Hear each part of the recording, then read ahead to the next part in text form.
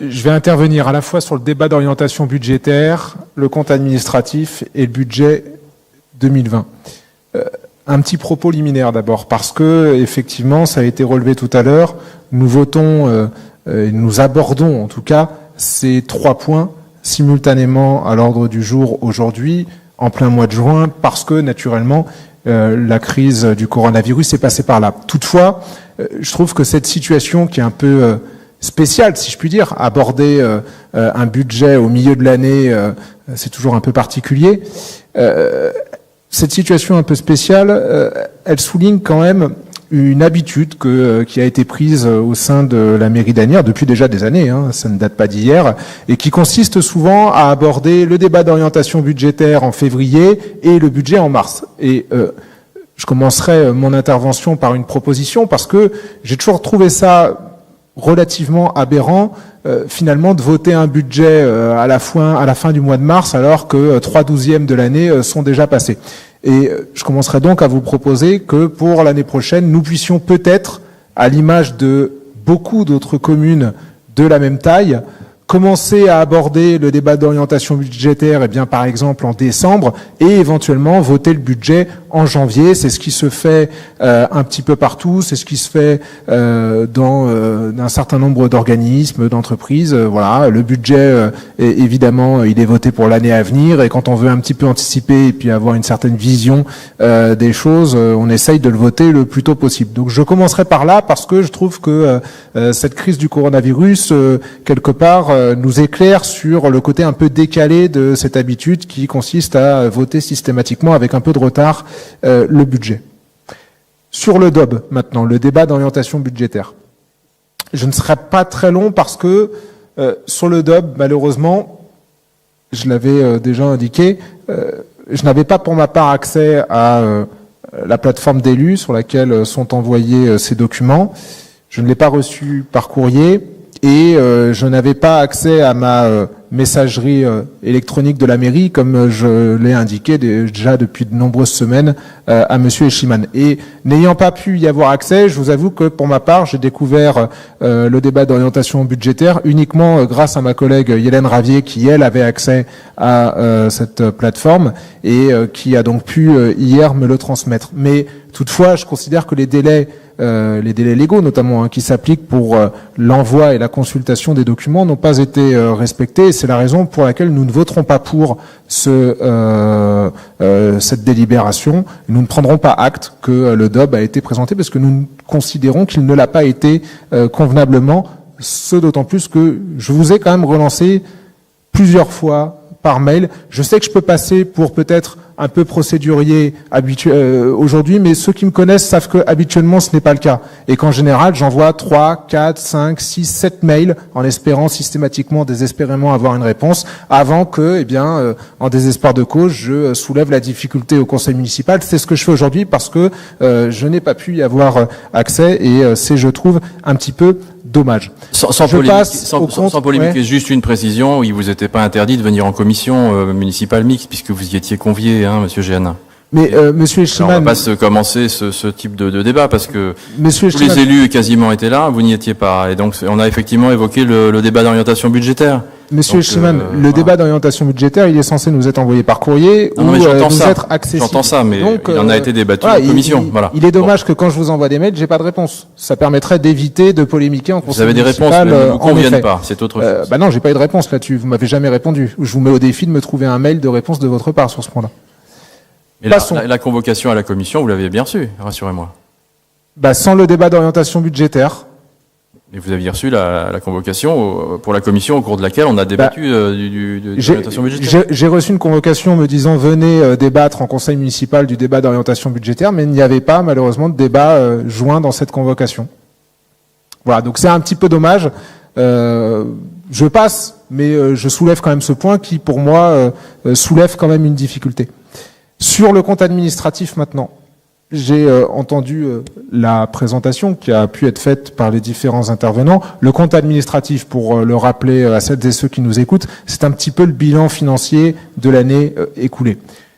Moi, j'ai évidemment noté que vous étiez satisfait de ce compte administratif, c'est normal, c'est la règle du jeu si je puis dire, c'est votre bilan à vous. Vous n'allez pas nous dire qu'il est mauvais.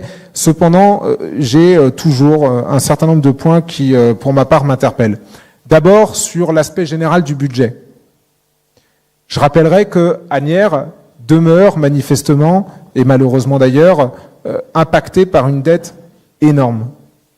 Une dette qui est beaucoup trop importante, puisque, vous ne l'avez d'ailleurs pas clairement indiqué dans votre présentation, la dette de notre ville au 31 décembre 2019, elle est toujours équivalente à plus de 158 millions d'euros. C'est énorme. C'est énorme et c'est d'ailleurs bien plus que ce qu'était l'encours de la dette lors de votre première élection au conseil municipal en 1989, puisque cette dette a évolué de près de 50 millions d'euros dans l'intervalle. Et donc, lorsque vous dites que cette dette diminue par rapport à l'année dernière, certes, cependant, si on regarde les choses à une échelle un peu plus large, vous savez, gouverner, c'est prévoir. Et si on regarde les choses à une échelle, par exemple, de 30 ans, eh bien, cette dette a considérablement évolué. Et j'attire votre attention là-dessus. Il est absolument primordial pour les Asniéroises et les Asniérois et pour les générations futures que cette dette soit diminuée parce qu'elle est beaucoup trop importante. Nous réglons en 2019 près de 7 millions d'euros d'intérêts. Nous remboursons plus de 7 millions d'euros de capital et nous avons un encours de dette par habitant qui reste bien supérieur à Asnières par rapport à la moyenne des villes de la même taille, puisque alors que pour la moyenne des villes de la même taille, on a un encours de dette par habitant qui est de 1463, à Asnières, il est de 1810. Donc on a vraiment là-dessus du travail à faire et je crois qu'il est urgent de permettre à nos finances de retrouver un petit peu de santé, si je puis dire, une meilleure santé en tout cas, parce que tout cela nous impacte très fortement. Sur mes appréciations générales, avant de rentrer ensuite dans certains cas particuliers, je constate là aussi, mais ça vient d'être dit à l'instant, donc manifestement je suis pas le seul, que vous avez beaucoup de restes à réaliser, comme on appelle ça, beaucoup d'excédents. Et pour l'expliquer aussi à celles et ceux qui nous écoutent, souvent les municipalités, effectivement, se réjouissent d'avoir des excédents et traduisent cela comme une gestion saine. Ça peut être vrai lorsqu'on a 1 million d'excédents, 2 millions d'excédents. Lorsqu'on a beaucoup de restes à réaliser, comme c'est le cas dans ce compte administratif, on constate qu'on a quand même près de 14 millions d'euros de restes à réaliser, eh bien, en réalité, ce que ça traduit, c'est qu'un certain nombre d'actions qui avaient été budgétées n'ont pas été réalisées. Ce que ça traduit, c'est que souvent, on a communiqué sur un budget, sur des actions, et qu'on ne les a pas exécutées, qu'on ne les a pas mises en place. Et en l'occurrence, c'est malheureusement le cas, parce que, encore une fois, en 2019, ce n'est pas la première fois, mais encore une fois, on voit que on a un reste à réaliser qui est extrêmement important, qui traduit encore une fois le report d'année en année des actions. Eh bien, on les fera pas en 2019, on les fera en 2020. Et puis en 2020, ce sera peut-être finalement en 2021, etc., etc. Et j'attire là encore votre attention là-dessus parce que les Asniéroises et les Asniérois, au bout d'un moment, peut-être pourraient être amenés à percevoir une différence entre la communication et l'action. Et c'est un petit peu cette différence que l'on ressent lorsque l'on regarde ces restes à réaliser.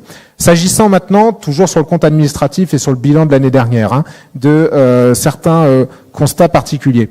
Eh bien, moi j'ai quelques dépenses qui m'ont interpellé, qui nous ont interpellé avec Hélène Ravier, et je vais les citer rapidement.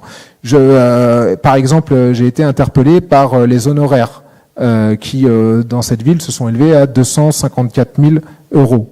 Les frais d'acte et de contentieux, c'est-à-dire pour les procédures contentieuses, plus de 25 000 euros. Les frais qui concernent les fêtes et les cérémonies, plus de 270 000 euros. Ce sont les impôts des Asniérois qui payent ça, plus de 270 000 euros. Les catalogues et les imprimés, plus de 91 000 euros. Les publications, c'est un petit peu pareil, mais c'est une ligne budgétaire différente, plus de 82 000 euros.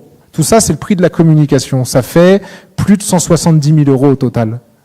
Les intérêts moratoires, les pénalités, plus de 15 000 euros. j'ai vu qu'on avait une amende fiscale et pénale de 1 000 €. J'ai constaté également certaines hausses de dépenses, notamment dans les charges à caractère général. J'ai vu par exemple que le coût des loyers qui sont liés au déménagement des services techniques était de 120 000 €. Alors, pour rappeler un petit peu l'historique pour celles et ceux qui nous écoutent, effectivement, vous avez pris la décision de déménager temporairement les services techniques d'Asnières à Gennevilliers. Donc, les services techniques d'Asnières habitent aujourd'hui, si je puis dire, à Gennevilliers, sont centralisés à Gennevilliers.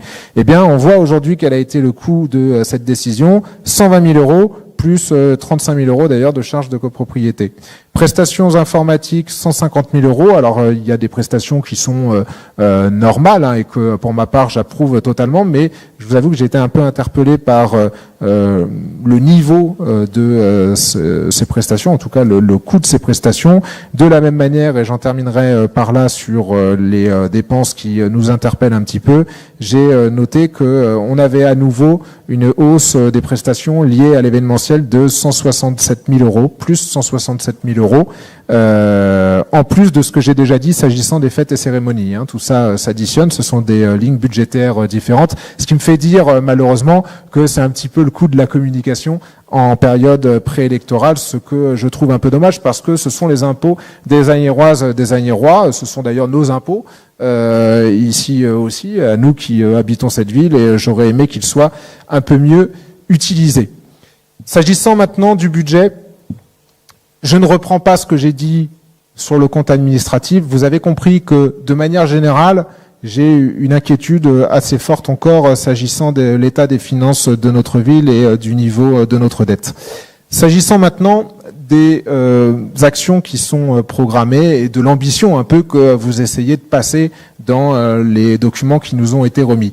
Moi, je vois qu'on a beaucoup de projets qui sont listés et malheureusement, lorsque j'ai été regarder et travailler un peu ce budget qui nous a été envoyé, eh bien, je me suis rendu compte que bien souvent, beaucoup de ce qui était présenté comme nouveau était en réalité déjà en cours. Et d'ailleurs, nous avons fait le calcul, plus de la moitié des projets qui sont présentés et qui figurent dans ce budget sont en réalité des projets qui sont déjà en cours. Donc ce ne sont pas des projets nouveaux. Alors évidemment, il faut les continuer. Vous allez me dire, oui, mais on continue, c'est normal. Et effectivement, on va pas arrêter, par exemple, le chantier de la place des Victoires en l'état. Il faut continuer ce qui a déjà été lancé. Mais on ne peut pas dire pour autant que ce sont des budgets nouveaux. Et nous considérons que malheureusement, on manque toujours un peu de vision pour cette ville, on manque un peu d'anticipation et on manque surtout beaucoup d'ambition. Dans ce budget, vous avez au moins 6 grands oubliés, malheureusement. Le premier grand oublié, la première en l'occurrence, c'est l'écologie. L'écologie est la grande oubliée de ce budget, puisque alors que c'est en tout cas la vision que nous avions portée avec certaines et certains. Notre ville a besoin de respirer davantage. Notre ville a besoin d'être moins densifiée. Notre ville a besoin de davantage d'espaces verts, de davantage de circulation douce, etc. Eh bien, on constate malheureusement à la lecture de vos documents que l'ambition reste très limitée. Ce qui parfois est présenté comme nouveau, et je prends par exemple la rue Robert Dupont, eh bien ne constitue en réalité qu'un déplacement d'un espace qui existe déjà. Alors l'espace n'est pas terrible, mais c'est parce qu'il a été laissé à l'abandon. Mais on peut pas dire pour autant que c'est un nouvel espace vert. Trop souvent, on manque d'ambition en la matière. C'est un petit peu dommage et c'est ce qui nous fait dire que manifestement l'écologie sera la grande oubliée de ce budget 2020. Étant précisé, toujours sur l'écologie, avant de passer au deuxième grand oublié, que parmi les actions qui, à notre sens, mériteraient d'être un peu creusées, développées, nous avons l'action en faveur du développement du vélo et des pistes cyclables. Parce que, avec le coronavirus, vous avez beaucoup de villes qui ont mis en place des pistes cyclables dans leur commune, alors que malheureusement, à Asnières, l'ambition reste trop limitée. À chaque fois dans les documents qu'on reçoit, nous autres élus de la minorité, on nous dit on va envisager la création de nouvelles pistes cyclables. C'était déjà le cas en 2019. Moi, je ne vois pas de nouvelles pistes cyclables créées et donc j'espère que véritablement on arrivera à progresser dans ce domaine-là.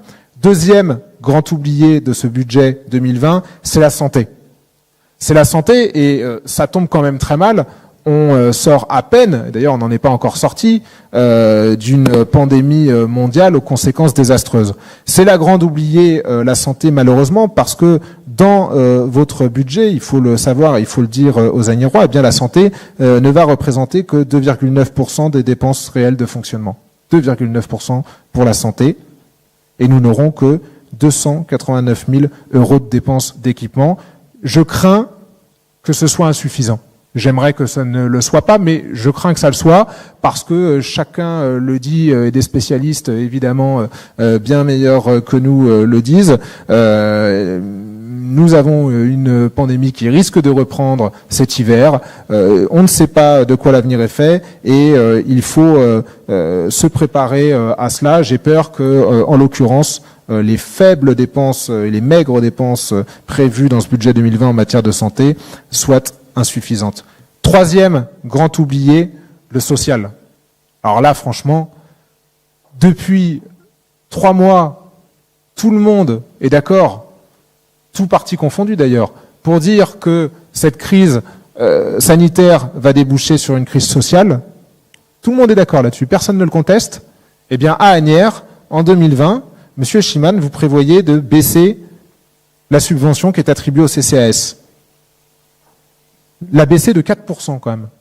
1 772 000 € à peu près en 2019, 1 700 000 en 2020.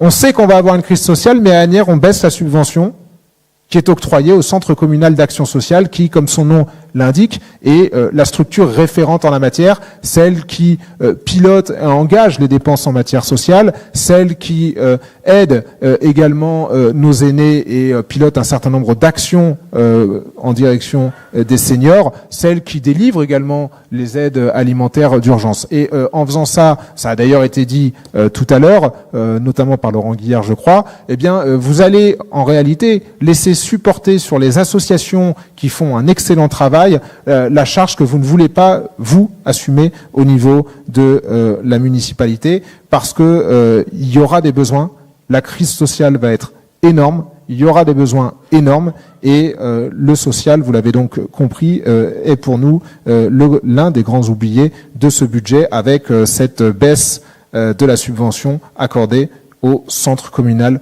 d'action sociale. Quatrième grand oublié, la jeunesse. La jeunesse qui, malheureusement,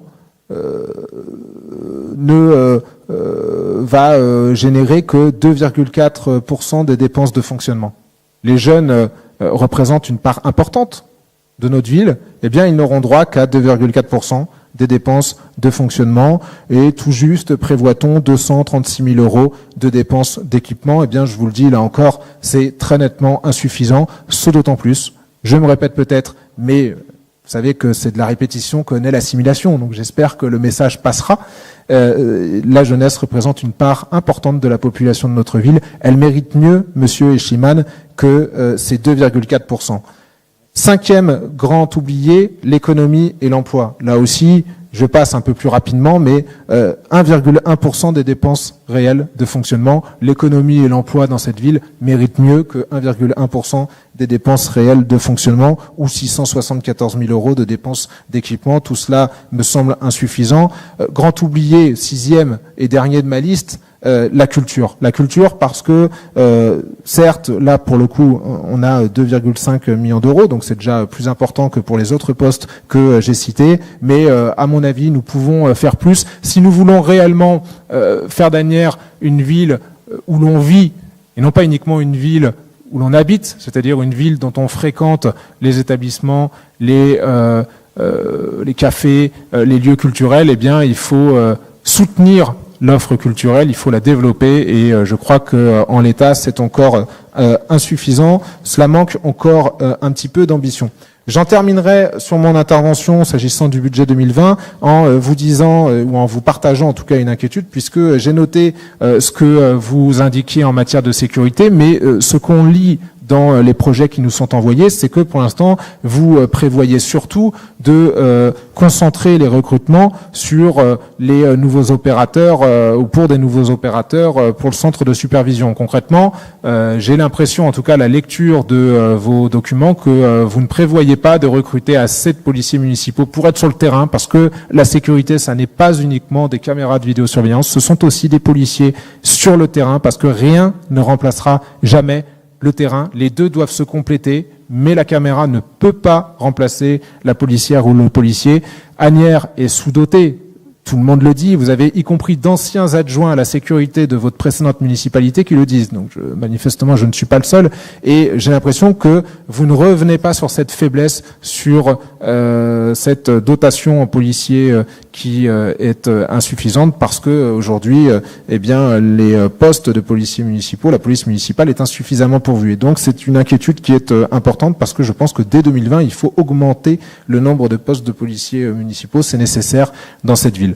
Voilà une intervention qui, certes, peut paraître un peu longue, mais dans la mesure où on doit aborder les trois délibérations les plus importantes de l'année pour la ville en matière financière, eh bien vous comprendrez qu'il y avait des choses à dire naturellement. J'en arrêterai là. Vous avez compris que pour cette année, nous ne voterons pas ce budget en raison des failles et des faiblesses que j'ai pu pointer.